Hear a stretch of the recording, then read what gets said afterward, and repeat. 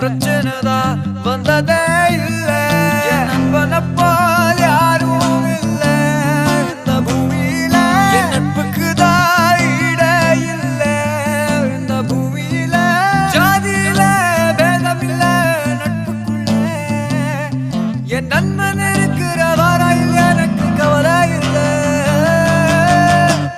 இப்ப எல்லாம் முடிஞ்சு போச்சு, என் நெஞ்சில் ஞாபகமாச்சு. இப்ப